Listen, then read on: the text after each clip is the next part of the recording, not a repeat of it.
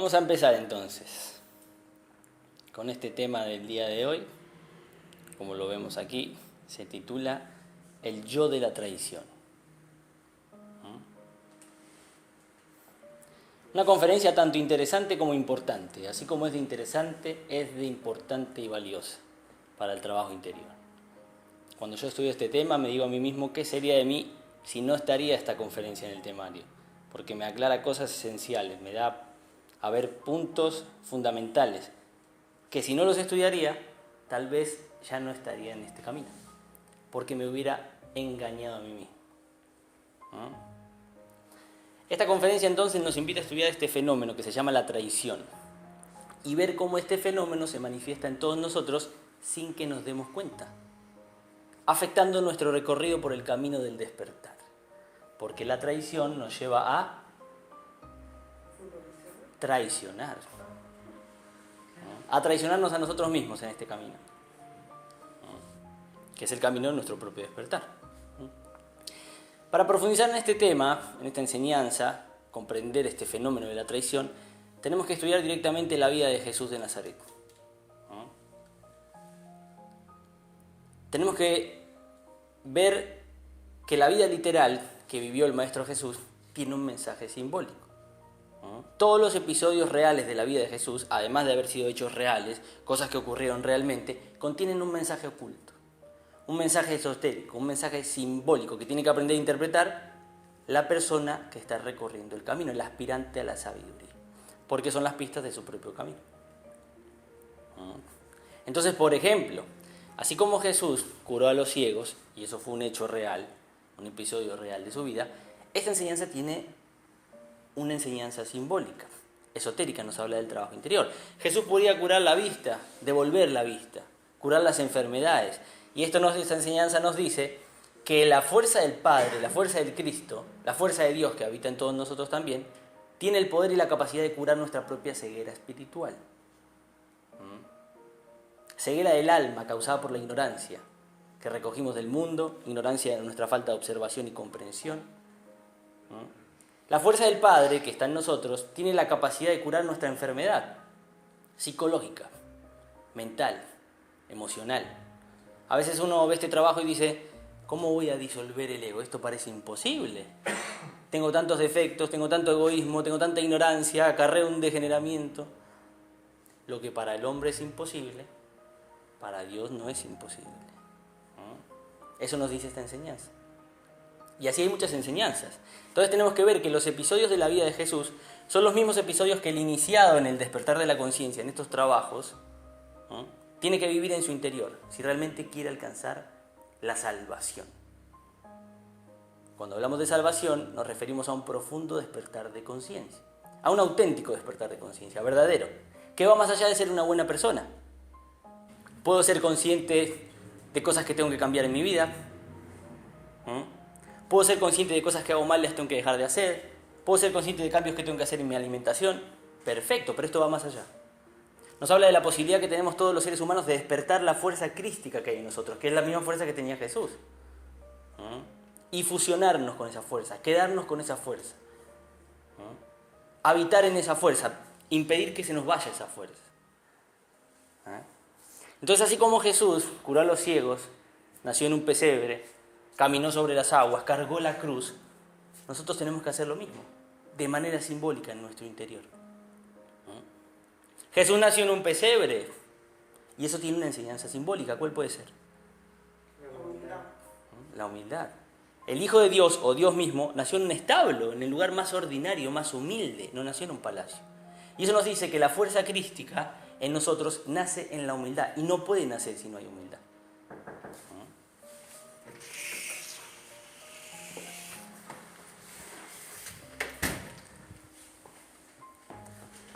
Jesús nació de una madre virgen, de una madre pura. ¿Y eso qué nos dice? Que la fuerza crística no puede nacer en nosotros si no hay pureza sexual. No va a nacer, aunque nos leamos todos los libros de sabiduría del mundo. Si no hay pureza sexual, esa fuerza no nace, no crece, no se desarrolla. Jesús caminó sobre las aguas. ¿Y eso qué nos puede decir simbólicamente? Que hay que aprender a caminar sobre el río acá. ¿Segura? ¿Mm? Que hay que tener una fe descomunal, sobrehumana. Tanta fe como para caminar sobre el agua, que es algo imposible. Porque en este camino se necesita una fe descomunal. Si uno no tiene esa fe sobrehumana, que sobrepasa la mente y la razón, no puede recorrer este camino. Y esa enseñanza justamente era de eso. Caminaba sobre el agua Jesús y Pedro le dice, quiero ir contigo, maestro. Ven, le dice. Y Pedro va caminando y en un momento dice, no tengo fe, y se empieza a hundir. Es un episodio real, pero contiene una enseñanza esotérica, simbólica. ¿Se entiende?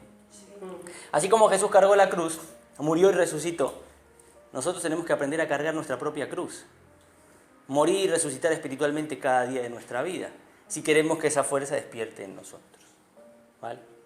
Entonces, a esta analogía, esta comparación entre la vida de Jesús y la vida del aspirante a la sabiduría, se le ha llamado siempre el drama cósmico. Quiere decir que Dios se hizo hombre, bajó a la tierra y vivió el drama que cada persona que quiere despertar tiene que vivir en sí misma. La vida de Jesús, literal, es un camino, que se le ha llamado el drama. Es el drama del cosmos, el drama del universo, el drama del logos, el drama de Dios en la tierra. Cada persona que quiere despertar tiene que vivir ese drama de manera simbólica en sí misma. ¿Bien?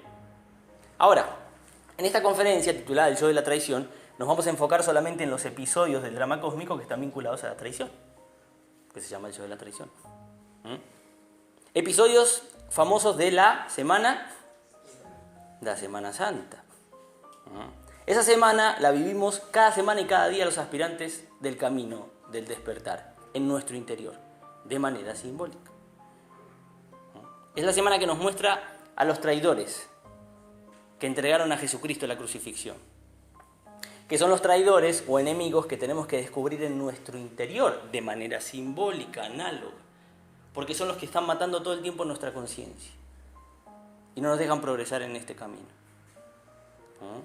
Ahora vamos a profundizar en ellos, pero antes vamos a ver brevemente qué es la traición.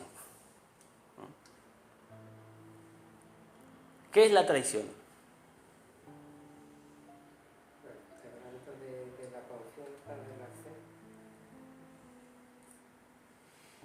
Quebrantar la confianza de otra persona.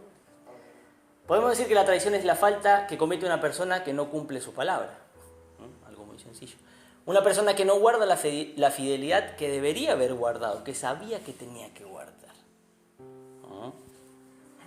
Una persona que rompe sus compromisos, que tenía un compromiso y lo rompió. Entonces cometió un acto de traición, porque estaba comprometido. Si observamos este fenómeno, lo podemos ver en todos los campos de la vida, no es algo muy lejano a nosotros. En el ámbito matrimonial o de pareja hay traición, ¿sí o no? En el campo económico o laboral, los socios muchas veces se traicionan por un poco de dinero. En el ámbito de la familia hay traición, ¿sí o no? En el ámbito religioso hay traición. En el mundo político hay traición. ¿Dónde más? Entre los amigos, donde más hay traición en el campo político, en todos los campos. Entonces la traición es algo muy común, muy frecuente, no es algo tan lejos de nosotros como podemos pensar. Decir, no, un traidor es alguien terrible. Es algo que está en nuestra naturaleza humana. Hace parte de nuestra naturaleza humana, por eso está en todos los campos humanos. Está en el egoísmo, en la conveniencia, en la búsqueda de propia satisfacción, que hace que muchas veces actuemos en contra de la verdad, rompamos un compromiso, actuemos en contra de lo justo y tal vez perjudiquemos a otras personas.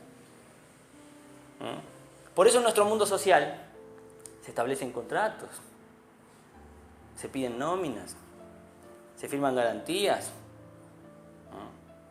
se ponen testigos, porque se sabe que aunque seamos de palabra, aunque seamos amigos, aunque seamos vecinos, aunque seamos conocidos, aunque seamos familiares, somos de traicionar. Entonces una persona va a comprarle un producto al vecino que tiene un negocio y le dice, vecino, que si nos conocemos de toda la vida. Sí, te conozco de toda la vida, pero fírmame aquí. Hace uno un negocio con un familiar y tiene que establecer una cantidad de protocolos, de contratos, de cosas, porque se sabe que el día de mañana podemos cambiar por conveniencia, porque algo nos satisface más. y romper nuestros compromisos. La traición está en nuestra naturaleza humana, la tenemos todos los seres humanos. Ahora bien, en este estudio, en esta conferencia, nos vamos a enfocar en lo que es la traición al ser interno. Que cuando superamos esta traición, superamos todas. Y somos fieles y honestos en todos los campos de la vida. Es la traición a la voz de la conciencia, que nos dice una y otra vez desde adentro lo que está bien y lo que está mal. Lo que debemos hacer y lo que no debemos hacer. Lo que debemos decir y lo que no debemos decir, de acuerdo a nuestro nivel de conciencia. Cada uno de ustedes tiene su nivel de conciencia. Y puede escuchar a su conciencia que les dice, que les alerta de algo. Pero ¿qué pasa? Siempre está la tentación, que nos dice al oído que podamos perseguir un camino muy placentero, que nos ofrece un camino conveniente, un camino satisfactorio, que va en contra de la voz de la conciencia. Por eso el hombre tiene esa cara, como que estoy como en un enredo, ¿qué hago? Sé que no lo tengo que hacer, pero también me gustaría hacerlo. Y esta es la traición, cuando nos dejamos llevar por ella, que causa la muerte espiritual. Una y otra vez, muchas veces en nuestra vida y en nuestros días. Y el posible abandono del trabajo interior y del camino que estamos recorriendo, que es el camino de nuestro propio despertar o liberación. Porque es la traición a nosotros mismos. A la voz de nuestra conciencia que nos dice en un momento, esto está mal, esto no lo debes hacer, esto lo tienes que dejar. Debemos saber entonces que a medida que vamos despertando conciencia, adquirimos compromisos cada vez más grandes con nuestro ser interno.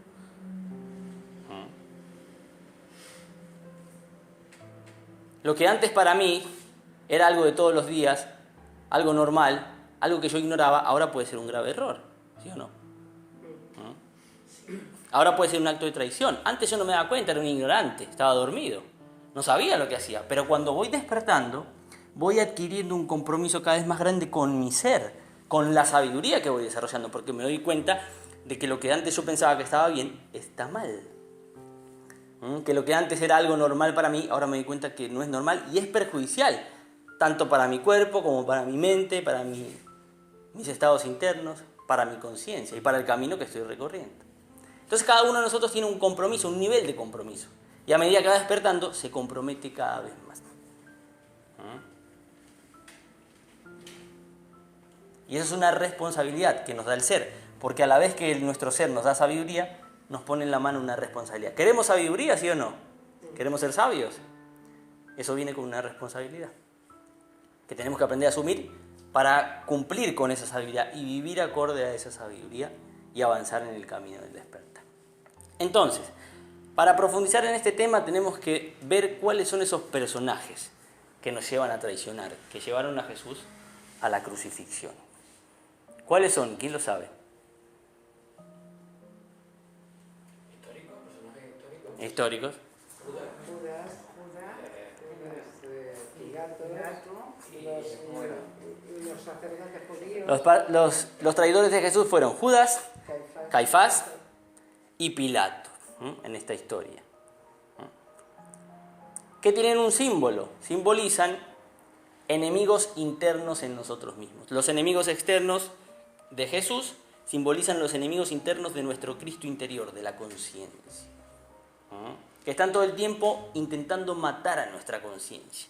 El deseo, la mala voluntad y la mente. Todo el tiempo en nosotros se manifiestan, intentando matar a la conciencia que de alguna manera intenta despertar como puede a las malas. Porque la mala voluntad, la mente y el deseo todo el tiempo la están mandando a la crucifixión. Son los enemigos internos que tenemos que reconocer nosotros y vencer, venciéndonos a nosotros mismos para poder despertar. Si no vencemos a estos enemigos, no podemos despertar. Si somos amigos de estos enemigos, no podemos recorrer este camino. Entonces vamos a estudiarlos para ver qué nos enseña cada uno de ellos y cómo vamos a superarlos. ¿Bien? El primero de ellos, ¿quién es? Judas. Judas simboliza el deseo. Judas Iscariot, quien fue apóstol del Maestro Jesús, sabía que era el Maestro, sabía que era el Mesías, lo vio haciendo milagros, todo. Lo traiciona y lo entrega a los judíos y a su vez a los soldados romanos, a cambio de 30 monedas de plata. Todos se saben esa historia. Famosas 30 monedas de plata por las que Judas entrega al Cristo. Estas 30 monedas de plata tienen un símbolo. Esto, además de haber sido un hecho real, tiene una enseñanza simbólica. Nos dice que el deseo, que fue lo mismo que tentó a Judas, nos lleva a traicionar a nuestro Cristo interno, a la conciencia, al espíritu, cambiándolo por los placeres materiales y sensuales que nos ofrece el mundo. Puede ser dinero, lujos, posesiones, prestigio, reconocimiento de los demás, fiesta, alcohol, lujuria, sexo intrascendente. Y esto no es una cuestión moral, no estamos hablando de algo moral, de que está mal hacer estas cosas, el dinero es malo, la lujuria es mala, el alcohol es malo y debemos dejar de hacerlo porque traicionamos a Jesucristo. No estamos diciendo esto. Estamos hablando de algo científico, espiritual, que puede comprobar la persona que está recorriendo este camino. ¿Por qué? Porque la satisfacción del deseo en los placeres y cosas del mundo matan la fuerza crística en aquel que la está desarrollando, la destrozan. Y aquel que la está desarrollando lo sabe, lo siente, lo experimenta. Porque cuando me intereso por las cosas del mundo, mi corazón se va ahí en esas cosas. Mi interés está en esas cosas. La llama espiritual se apaga. Pongo fe en las cosas del mundo, se apaga mi fe en el camino espiritual. ¿Cómo voy a recorrer un camino místico si tengo mi fe en todas estas cosas materiales y sensuales? Cuando me entrego a los placeres sensuales de la vida y del mundo, mato esa fuerza espiritual que hay en mí. Por eso el Maestro Jesús decía, porque donde esté tu tesoro, así también estará tu corazón. No pongas tesoros en la tierra, no acumules tesoros en este mundo. Acumula tesoros en los cielos, en los reinos internos, porque donde esté tu tesoro, ahí también estará tu corazón. El deseo es el que nos saca el corazón del camino y de la búsqueda espiritual. Nos pone el corazón en las cosas del mundo y nos hace olvidar de todas estas cosas.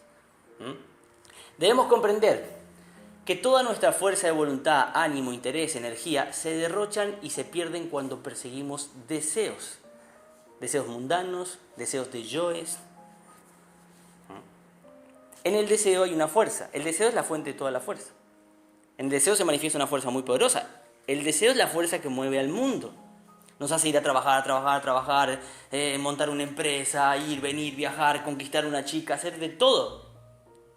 Es la fuerza que mueve al mundo. Es la fuerza que mueve no solo a los seres humanos, sino a todas las criaturas. El deseo. Cuando nos entregamos al deseo, estamos usando esa fuerza, estamos gastando esa fuerza. Tal vez en algo necesario en algún momento. Pero si aprendemos a negar los deseos absurdos, innecesarios, mero entretenimiento y pasatiempo de yoes, que se entregan a placeres todo el tiempo, nos adueñamos de esa fuerza. Y el que lo haga lo puede ver. Esa fuerza queda en nosotros como ánimo, alegría, energía, vitalidad, sensibilidad, voluntad, capacidad, interés. Y eso es la materia prima del trabajo interior. ¿Se entiende? Sí. El deseo se chupa la fuerza. Si yo niego el deseo, me quedo con esa fuerza. Y esa es la materia prima del trabajo interior, porque del deseo se extrae la fuerza que nos permite entrar en equilibrio y conexión con lo místico, con lo eterno, con lo divino, con lo inefable, con Dios, con el amor. Una persona que se entrega constantemente a todos sus deseos, por más que lea libros espirituales, no puede conocer el amor, ni la realidad del espíritu. Solo aquella persona que empieza a negarse a sus deseos, empieza a conocer esto de lo que estamos hablando, que acá puede ser abstracto, lo eterno, lo divino, el amor, la sabiduría. Y del deseo se extrae la fuerza para realizar toda la obra espiritual. Porque para meditar y conocerme a mí mismo necesito mucha fuerza, mucha energía. Para negar mis defectos necesito mucha fuerza, mucha energía. Para hacer una práctica, para prestar un servicio, para estudiar una conferencia, necesito muchísima fuerza. Y si yo no me niego mis deseos, no podría hacer esto, no lo puedo hacer. Porque no me queda voluntad, no me queda energía, no me queda fuerza, no me queda ánimo, no me queda fe. Todo está en el deseo, ahí está la fuerza. Si no sabemos negar el deseo, entonces podemos ser en el exterior muy productivos, muy eficientes, hacer 1000 cosas, pero quedamos vacíos en el interior. Sin ánimo, ni sensibilidad, ni voluntad, ni fuerza, ni fe, ni nada para lo espiritual. Y eso fue lo que le pasó a Judas. Judas fue ese discípulo o ese apóstol que no supo morir a sus deseos. Vivía la vida espiritual, pero a la vez entregaba sus deseos. De hecho, era el que robaba los ahorros que tenían para darle de comer a los pobres. Él seguía con sus cosas del mundo, sus deseos de yoes. Entonces poco a poco se fue enfriando, fue perdiendo la fuerza, fue perdiendo el interés. ¿Cómo se llama? Judas. Fue perdiendo el entusiasmo por la vida espiritual, al punto de que abandonó la vida espiritual. Y traicionó al Maestro Jesús, y no solo a Jesús, sino a su propia conciencia y a su camino de despertar. Y esto es algo que nos pasa a todos en este camino. Por eso el drama cósmico nos avisa. En algún momento del camino nos sentimos cansados, nos sentimos aburridos, nos sentimos reprimidos, sentimos que estamos perdiendo el tiempo, que estoy perdiendo la vida, que esto no va para ningún lado, que esto no tiene sentido. Y eso ocurre porque no estamos muriendo bien a los deseos.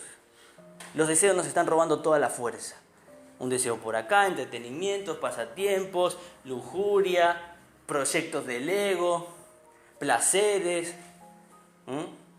Muchos deseos que podemos tener, que no les vemos nada de malo, pero tienen toda la fuerza. Y cuando nos roban toda la fuerza, entonces ya no nos queda fuerza para el camino espiritual. Y nos empezamos a sentir como Judas. Esto ya no tiene sentido, estoy aburrido, estoy cansado. Y estos son los estados del yo traidor, que busca desanimarnos, sacarnos toda la fuerza y hacernos volver al mundo y al sueño de la conciencia. Volver a la Matrix, como dicen. No sé si vieron esa película Matrix. Un poco violenta, de acción, pero tiene un mensaje simbólico, esotérico. Hay un personaje que simboliza a Judas, que en un momento se cansa de esa vida espiritual y los traiciona a todos y vuelve al sueño de la conciencia, la Matrix. Eso es lo que busca el yo traidor, llevarnos al sueño y abandonar el camino espiritual. Entonces es muy importante negar el deseo, ver la fuerza que hay en el deseo. Porque en el deseo está el fuego que debemos aprender a transformar en luz, negándonos a nosotros mismos. El deseo es fuego, potencia. Si lo negamos, se transforma en luz, que es fuerza espiritual, sabiduría, amor. Si lo practicamos, lo comprobamos. Por eso Judas, los misterios de Judas, él mismo dice: dichoso aquel que vea en mí la luz de mi maestro. ¿Qué quiere decir esto? Dichoso aquel que vea en mí la luz de mi maestro. Que no hay luz. Judas es el deseo. Dichoso aquel que vea en mí la luz de mi maestro, porque en mí está la fuerza de mi maestro. En mí está la fuerza del Cristo. Quien me niegue a mí, que soy Judas, que soy el deseo, obtendrá la fuerza del maestro, la fuerza crística. Hay que aprender a negarse a sí mismo. Negarse a uno mismo puede ser algo feo, desagradable, horrible, cuando no comprendemos el objetivo, hacia dónde vamos. Pues si ahora me voy a empezar a negar a mis deseos, ¿verdad? No voy a vivir más. ¿Qué es esto que me están proponiendo? Eso porque no comprendemos el objetivo, hacia dónde vamos. Vamos a conquistar la fuente de agua viva, la vida, o sea, una felicidad superior, un estado de sabiduría superior. Poder recorrer un verdadero camino de despertar. Hacia allá vamos.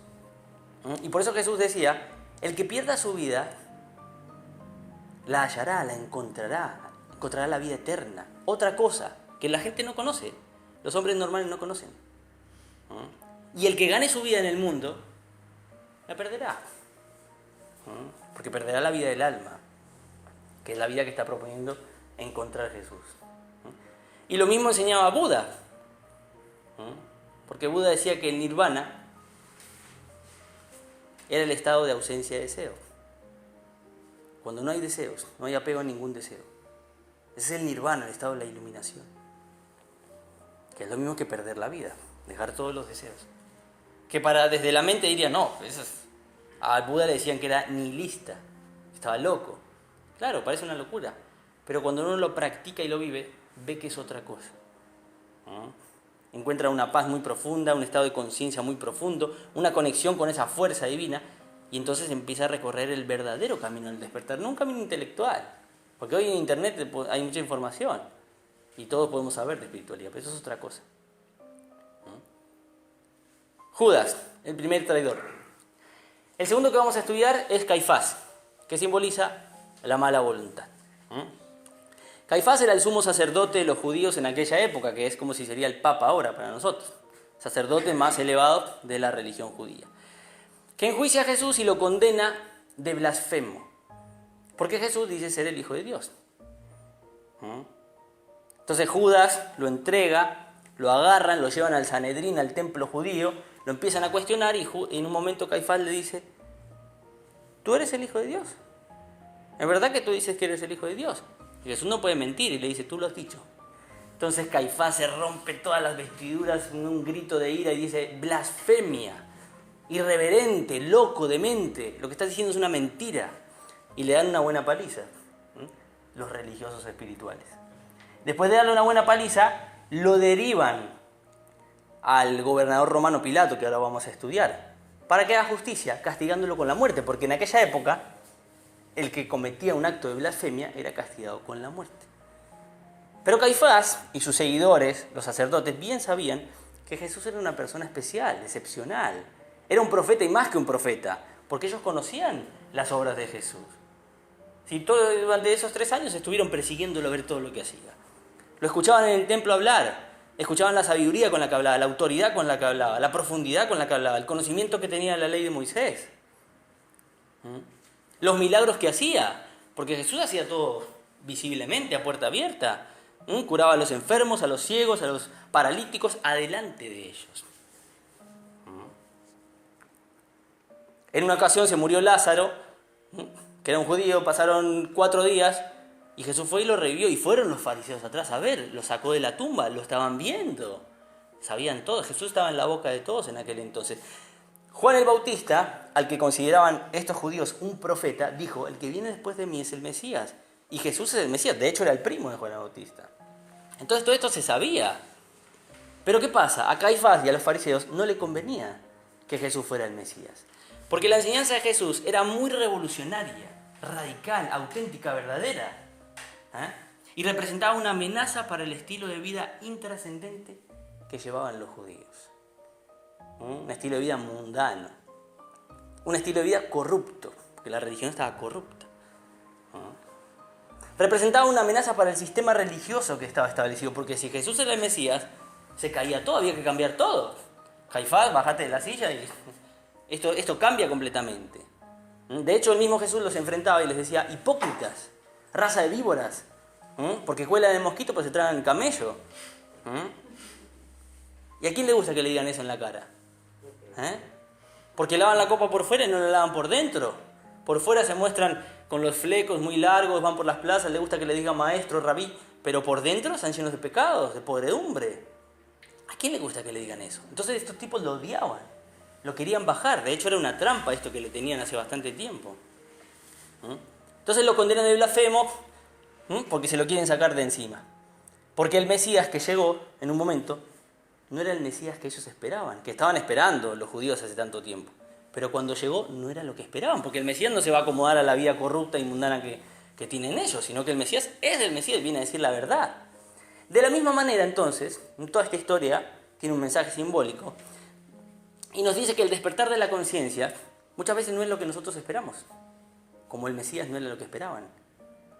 Queremos despertar, nos gusta la espiritualidad, la sabiduría, pero cuando la conciencia empieza a despertar, a lo mejor no nos gusta lo que nos dice. Porque resulta que el camino del despertar no era lo que yo pensaba. Entonces, este Caifás simboliza la mala voluntad que no quiere hacer el trabajo interior, no quiere dejar sus gustos y apegos inferiores, no quiere dejar su estilo de vida intrascendente, no quiere dejar la lujuria, no quiere dejar la pereza, no quiere dejar el alcohol, no quiere dejar sus apegos, no quiere hacer el trabajo, no quiere levantarse a meditar, no quiere levantarse temprano. No quiere. Y esto nos pasa a todos, porque la mala voluntad la tenemos todos. Entonces, ¿qué vamos a hacer? Llevarnos a grabarte y ponernos todo el rato lo que nos gusta. Y este yo, justamente, se entrega a todo lo opuesto. Como tiene mala voluntad para hacer lo que está bien, tiene buena voluntad para hacer todo lo que está mal. Perder el tiempo, para la ociosidad, conversaciones que no sirven para nada, entretenimiento, glotonería, lujuria, proyectos del ego que son miles. A este yo le encanta todo esto. No estamos diciendo que comer una hamburguesa esté mal. Esto es una imagen representativa. Estamos hablando de gula, pereza, ociosidad, televisión, pierdo el tiempo.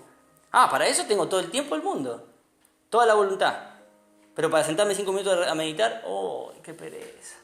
Para trascender un defecto, ¡oh, qué pereza! La conferencia, no. Para eso tengo pereza.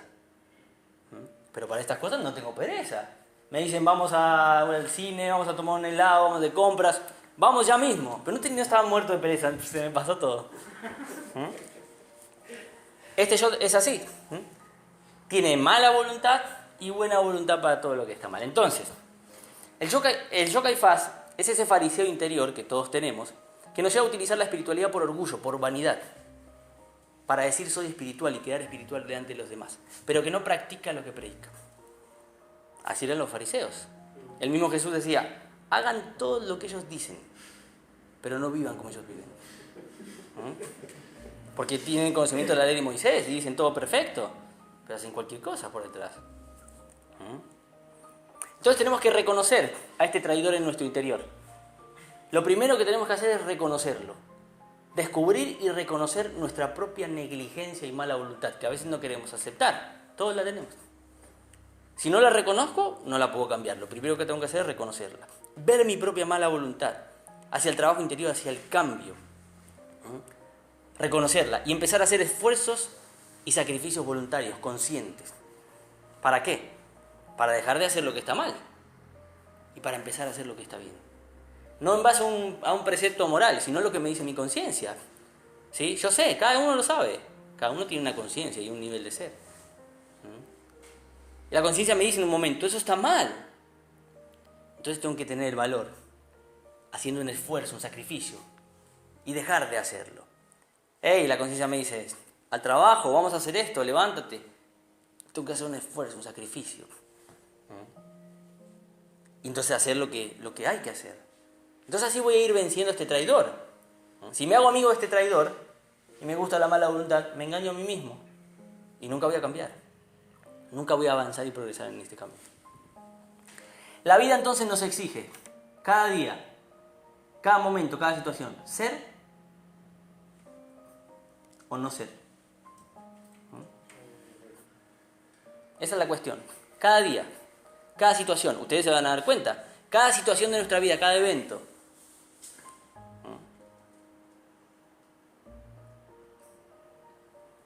que pasó una imagen de lujuria. Entonces, ese momento me exige ser o no ser. Que prendieron la televisión y están dando un programa muy lindo, pero es puro chisme y una porquería. ¿Ser o no ser? Que llegó el postre y está espectacular, súper sabroso, pero sé que si me lo como voy a terminar así, todo empachado. ¿Ser o no ser? Así todas las cosas. Cada uno tiene que ver las pruebas que le pone la vida y aprender a ser o no ser. Si mato al Caifás, que hay en mi interior, la mala voluntad, empiezo a progresar en el camino a avanzar y lo veo, se ve el avance, se ve la fuerza, se ve el ánimo, se ve todo. Si mato al Cristo y sigo al Caifás, entonces le doy entrada al Caifás en mí. Y el Caifás empieza a agarrar todo mi tiempo, mis actividades, mi energía, y cada vez se va apoderando más de mí, al punto que ya no me di cuenta, soy Caifás.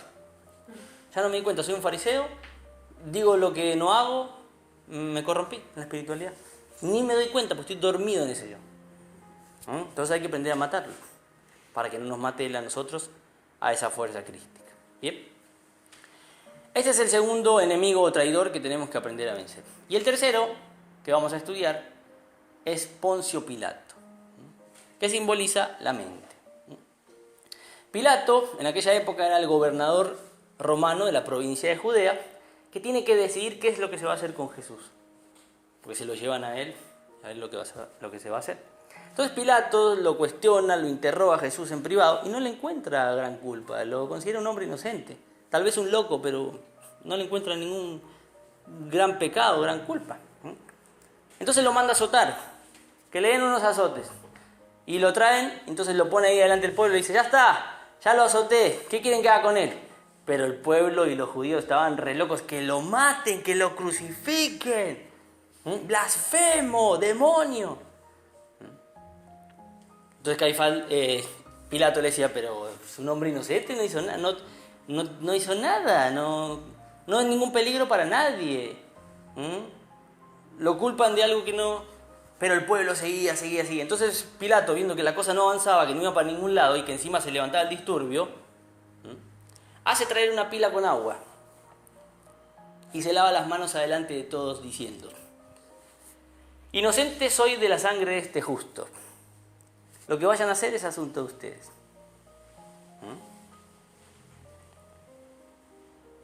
Entonces vemos que Pilato se justifica. Porque él, en el fondo de su corazón, de su conciencia, sabía que era un hombre justo, un hombre inocente. Y él tenía el poder para liberarlo, porque era el gobernador, puede hacer lo que quiere. Pero se justifica para no sentirse culpable. Para que no se le venga todo el pueblo encima y meterse en problemas. No quería poner las manos en el fuego por este tipo que no sabía ni quién era, Jesús. Dice, yo me lavo las manos, hagan lo que quieran. Soy inocente. Mentira. Se justifica. Entonces, de la misma manera, simbólicamente, Pilato representa en nosotros la mente.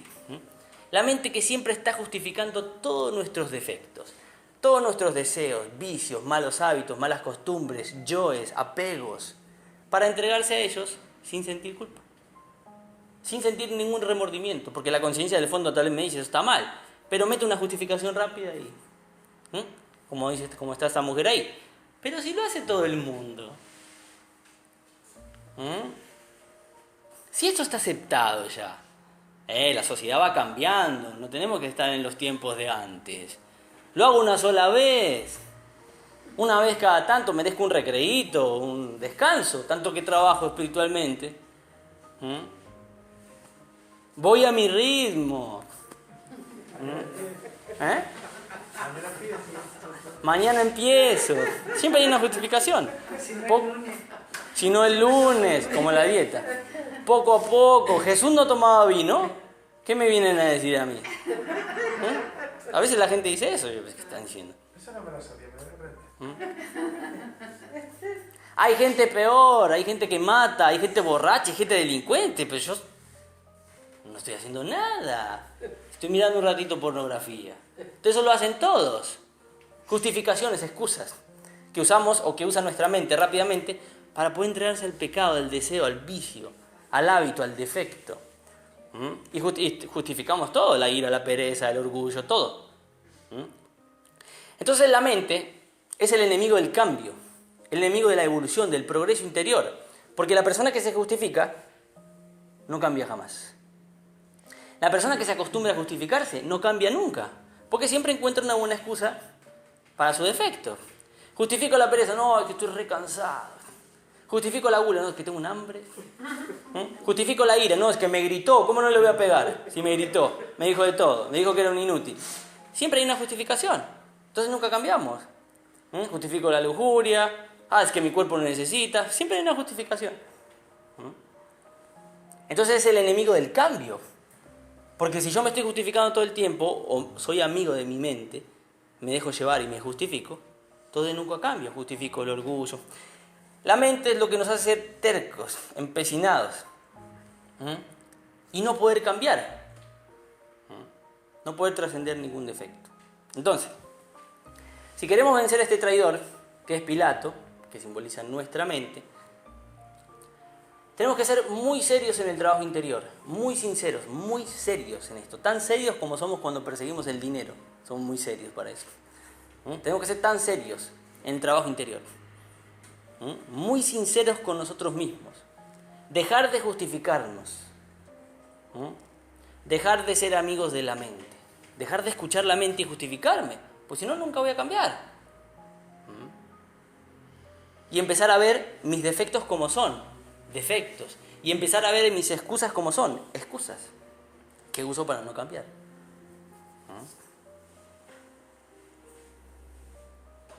¿Está claro? Bueno, para finalizar, vamos a estudiar un personaje que también hizo parte de la vida de Jesús, que no fue un traidor directamente, sino una persona que negó a Jesucristo, pero que nos habla de una especie de traición. Estamos hablando de Simón Pedro. ¿Qué simboliza? ¿Qué puede simbolizar? El miedo. Simón Pedro simboliza el miedo, ¿saben la historia? Jesús le dice, antes de que cante el gallo me vas a negar 3 veces. Pedro le dice, ¿cuándo te voy a negar yo a ti? Nunca, jamás, en la vida. Tú eres el Mesías, eres el maestro, nunca te voy a negar. Te amo, te sigo hasta la muerte.